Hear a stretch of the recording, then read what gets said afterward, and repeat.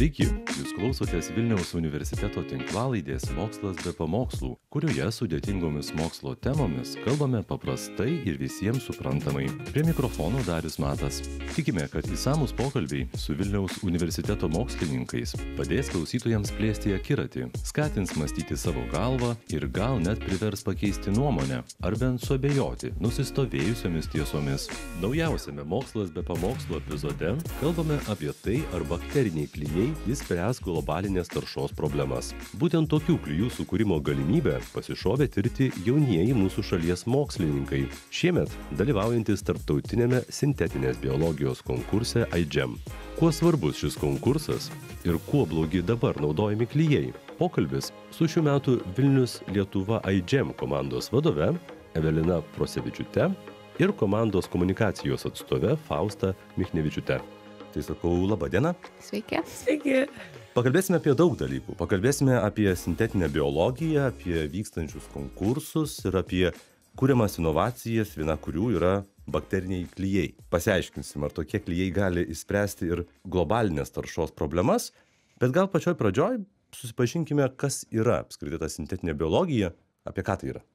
Tai sintetinė biologija turi įvairius apibrėžimus, bet nežinau, bent jau aš kaip paprastai suprantu, tai kažkokie tai genetiškai modifikuoti organizmai, kurie padeda mums, žmonėms, įveikti tam tikras problemas.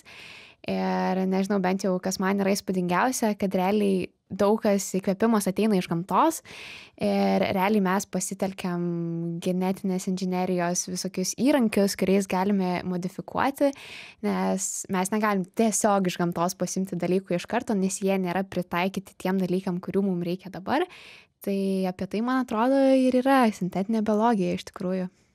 O kaip jūs atsiradote apskritai šitoje srityje? Kuo jinai jūsų žavėjo? Sintetinės biologijos srityje. Tai pati aš esu apskritai neurobiofizikė, tai bendrai neturiu kol kas jokių mokslinių ryšių būtent kaip neurobiofizikė su sintetinė biologija. Bet taip atsitiko, kad labai norėjau dalyvauti iGEM konkurse. Na ir teko susipažinti, kas yra ta sintetinė biologija. Bet kadangi neturiu tiek daug patirties būtent šioje srityje, todėl labiau komandoje orientuojas ne į laboratorinę kažkokią poziciją, o į kitas veiklas, taip pasakysiu. Supratau, tai tuomet vis tiek apie tą komandą iGEM papasakokit, kaip ji yra suburta paskutinė ir kokias veiklas joje vykdot. Jo, tai bendrai mūsų dabar yra 14 studentų, esame iš skirtingų universitetų, ne tik Vilniaus universiteto. Esame iš skirtingų studijų programų. Pradžioje mūsų buvo daugiau, tada atsitiko atbyrėjimas, išėjo kai kurie žmonės, tada mūsų buvo 10 žmonių. Na ir supratome, kad einame toli, siekiame daug ir norime pasiekti dar daugiau. Tai teko susirasti tuos 4 žmonės, kurie prie mūsų prisilipdė. Klijai, žinot. Tai taip, kol kas judame 14 žmonių, turime skirtingas komandos tokias atšakas, tai vad būtent laboratorinė komanda, turime human practices, tai žmogiškųjų veiklų komanda, kurie organizuoja iniciatyvas, renginius, veiklas ir kitus dalykus, kad galėtų kalbėti ir platinti žinią apie mūsų projektą klijus, apie pačią sintetinę biologiją, na ir taip pat apskritai visuomenę pritraukti prie mūsų veiklos ir supažindinti su mūsų veikla. Na ir tikrai vienas iš svarbiausių tikriausiai tai būtų IT komanda mūsų, tai ir kuria tinklapius, ir kuria žaidimą, kuris turėtų greitai visai išeiti, ir knygutę pažintinę, kurioje yra mikroschemos ir skatinsim vaikus mokytis apie genetikos pagrindus.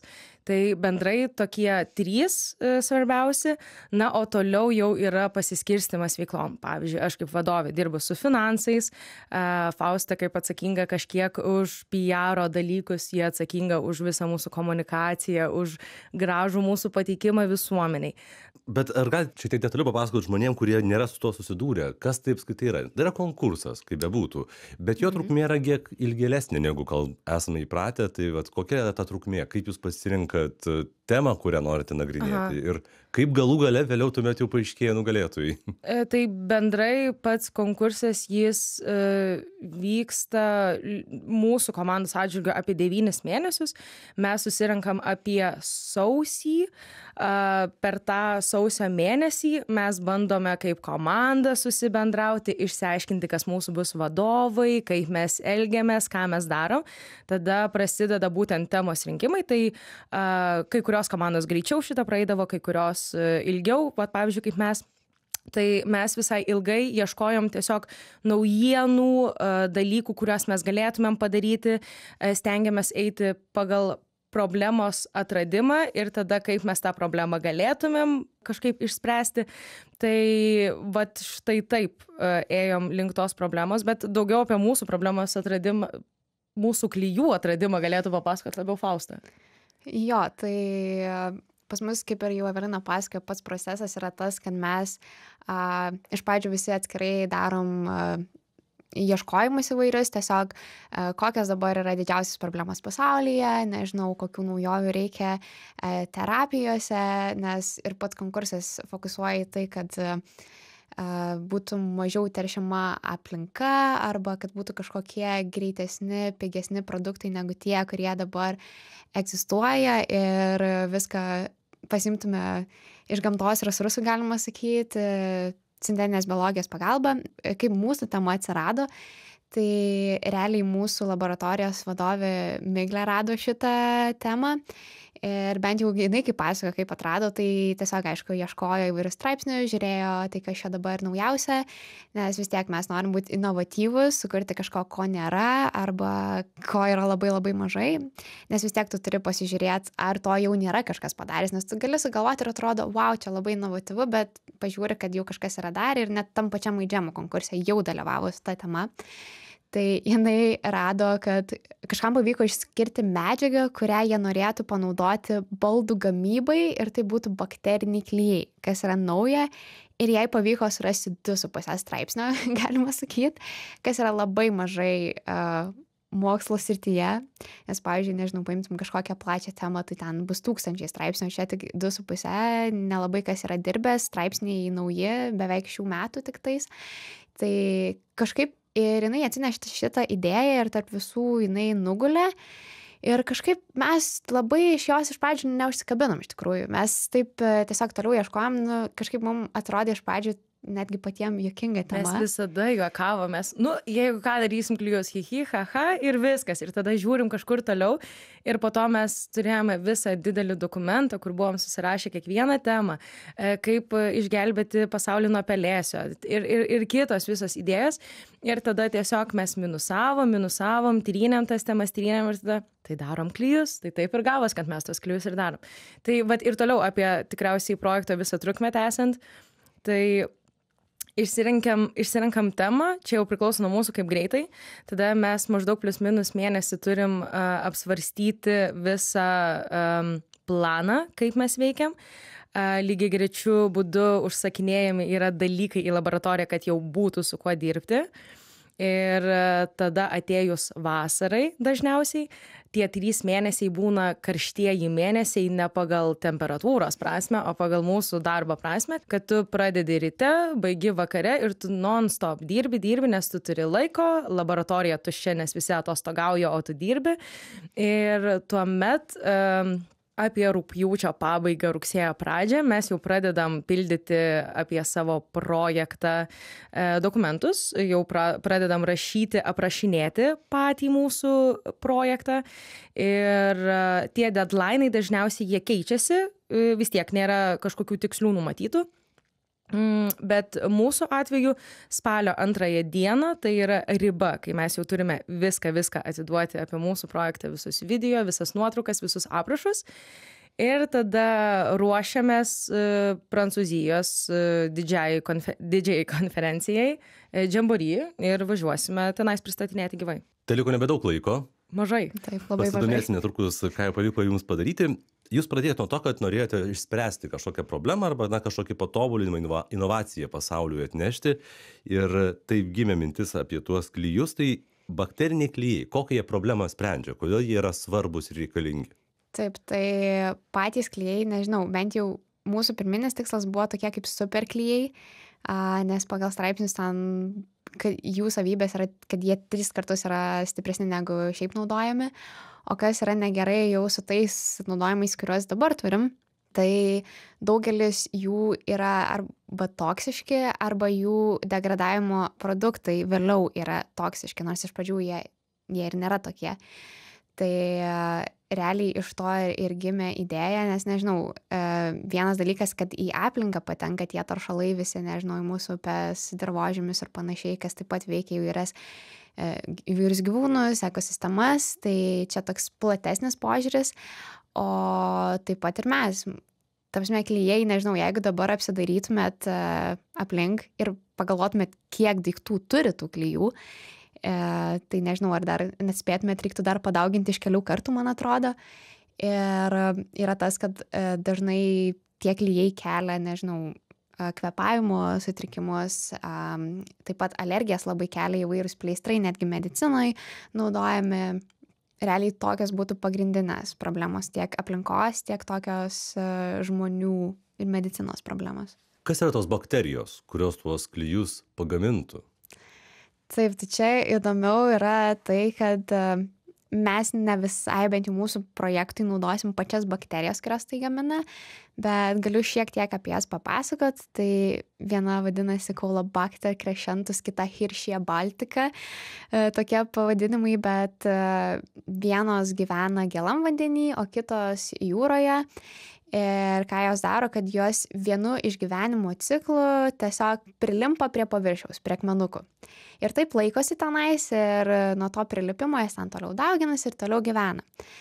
Tai bent jau tuos straipsnius, kur mes radom, tai jie bandė jas modifikuoti ir iš jų išskirti tuos klijus.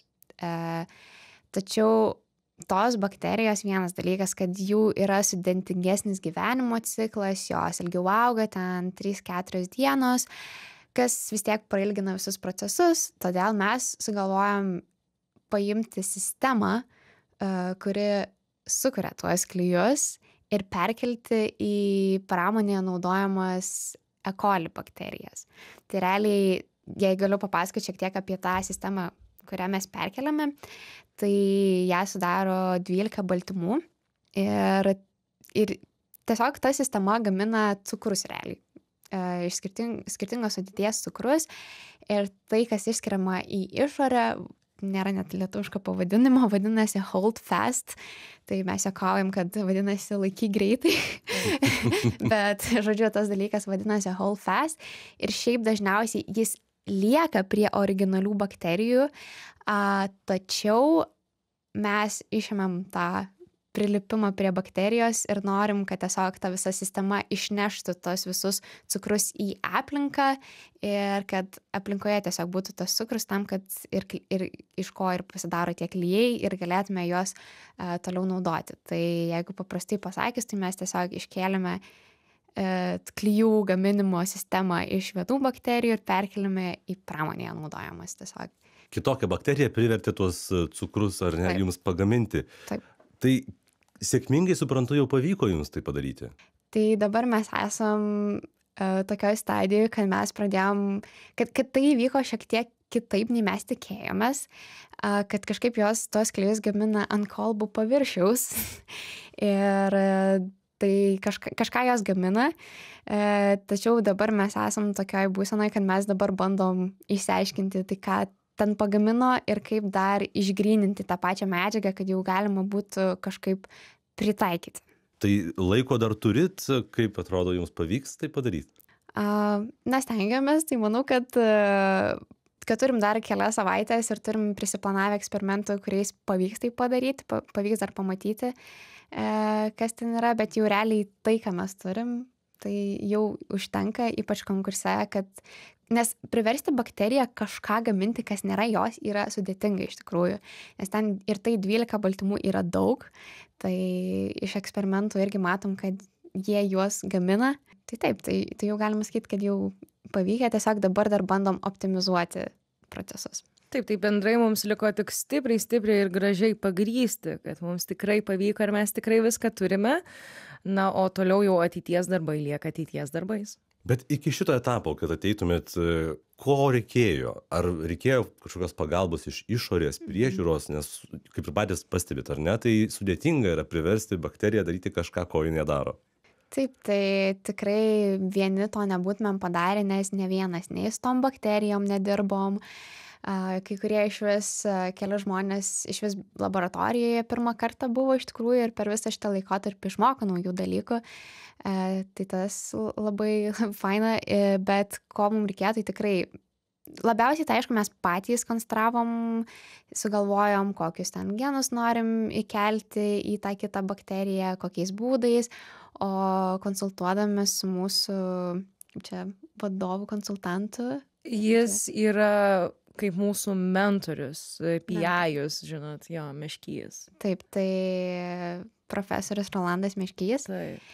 Tai realiai mes kažką sugalvodavom, tai iš karto bėgdavom pas jį, ar čia logiška, ar čia taip gali būti. Bet ir ne tik Rolandas Meškys, tai yra ir kitų tiesiog mokslininkų, tiek gyvybės mokslo centre, tiek į užsienį taip pat rašėm, kurie, tarkim, ir su genų inžinerija dirba ir klausėmės, kaip čia daryti, arba buvo variantų, kur nesigavo kažkas, tai irgi tiesiog tada ieškai kitų žmonių, rašai ir klausi, ką galima daryti, ir tikrai visi geranoriškai padeda, iš tikrųjų, didžioji dalis. Tai dabar laukia didysis darbas viską baigiant aprašyti, pateikiant ir tuomet jau, kaip sakėt, spalio pradžioje Prancūzijoje galutinė konkurso dalis. Ką jūs žinote apie kitas komandas? Vėlgi, dalyvavome mes Suomijos Aidžeme. Tai teko susipažinti. Nordic. Tai jo, šiaurės šalių Aidžeme. Nu, jo, tai vyko Suomijoje, bet šiaurės šalių Aidžeme. Šiaurės šalių, taip, Aidžeme. Tai ten susipažinom tiek su mūsų broliukais Latviais. Teko susipažinti ir su norvegų, švedų komandomis.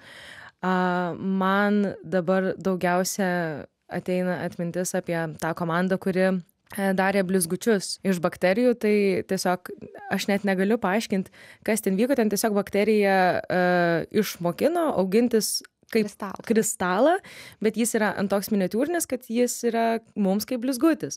Tai iš esmės sveiki aplinkai blizgučiai. Nežinau, gal Fausta, tu atsimeni kažką? Jo, tai iš tų ir Nordic yra, ir bendrai yra labai daug tų konkursų įvairių. Ir šiaip čia gal reiktų tada paminėti, kad šiaip pačiam Aidžeme labai daug tų temų skirtingų yra iš tikrųjų. Vienas tai yra ten, nežinau, kaip sakiau, apie terapiją susiję, kur, nežinau, gydo vėžį kas nors, kokias nors sistemas, kiti, nežinau, kad nustatytų ligas žuvytėse, tarkim, ar ten, nežinau, sukurtų naujas medžiagas, pavyzdžiui, kaip mes, tarkim, klijus kuriam. Tai kažkada, man atrodo, iš voro šilkas sukūrė, bet kad bakterijos pagamina kažkas tokio. Bet kas šiais metais, tai daugiau jo, šitie kristalai buvo. Tada buvo, man atrodo, motinų pieno užterštumo detekcija ir valymas, kažkas tai tokio. Dabar bandau dar atsiminti. Aš sakau, labai iškrito, nes aš atsimenu ant megztinių karvutės, buvo nupieštas. Jo, šitą su karvutėm atsimenu, tai ten jie, žodžiu, ką nori padaryti, kad karvės mažiau metano išskirtų. Taip. Ir tiesiog mažinti taip taršą.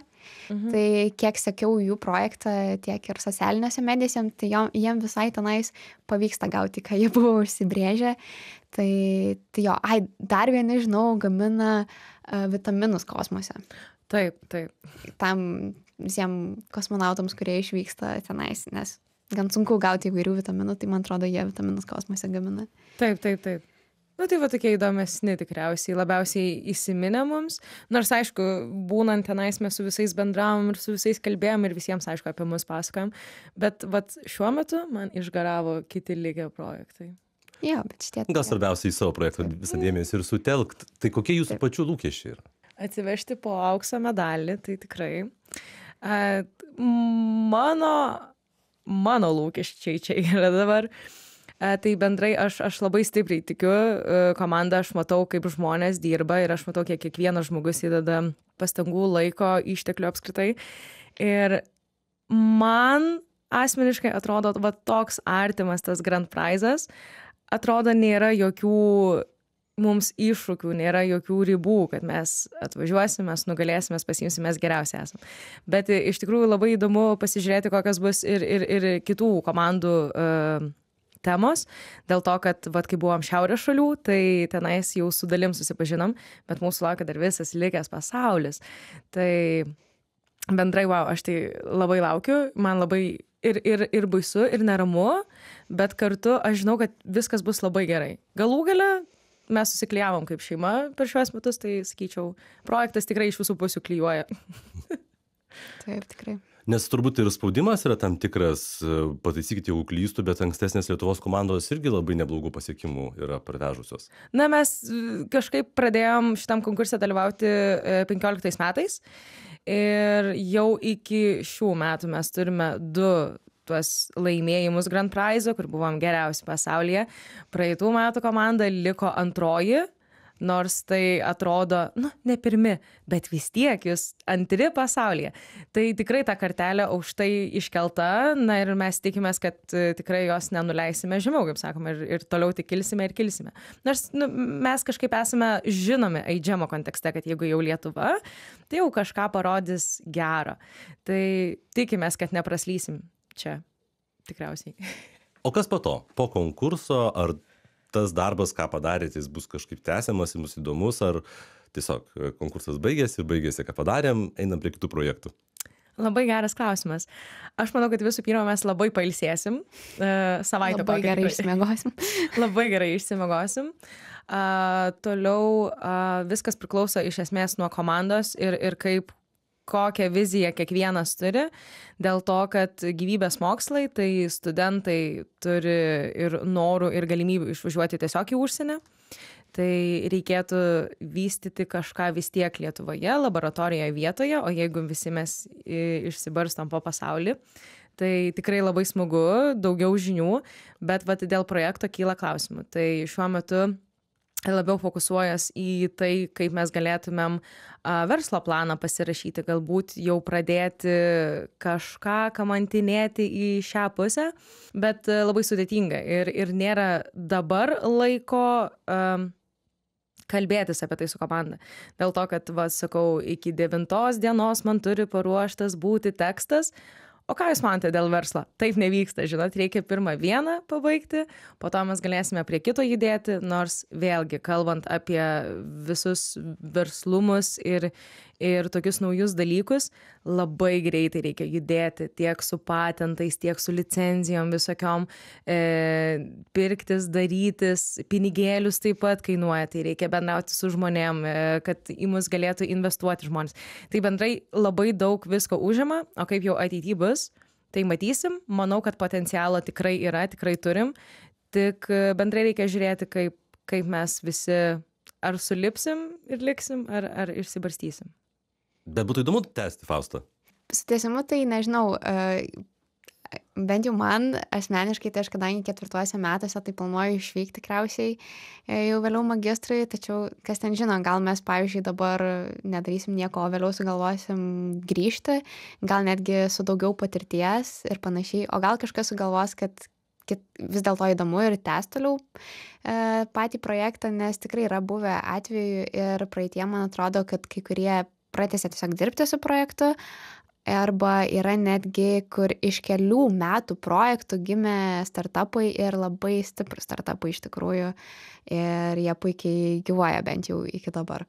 Tai realiai neaišku, kaip bus, dar mes tikriausiai labai žiūrim tik iki to Wiki Freezo, iki kol reikės patikti projektą ir dar nespėjom labai pagalvoti, ką tiksliai norim daryti su tuo. Taip.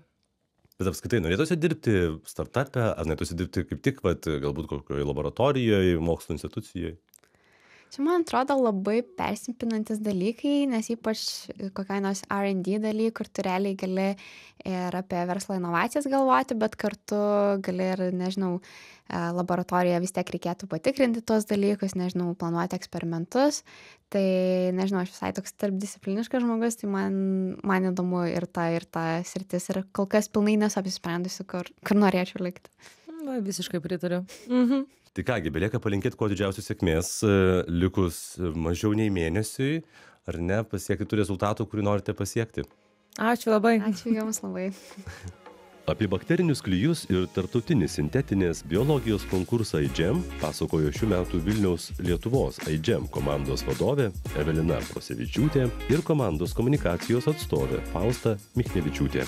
Tinklalaidę kuria Vilniaus universiteto komunikacijos ir rinkodaros skyrius Gintarė Bidlauskienė, Liudmila Januškevičienė, Benita Kaselytė, Tadas Razmas ir Julija Šakytė Sarapė. Laidos vedėjas Darius Matas.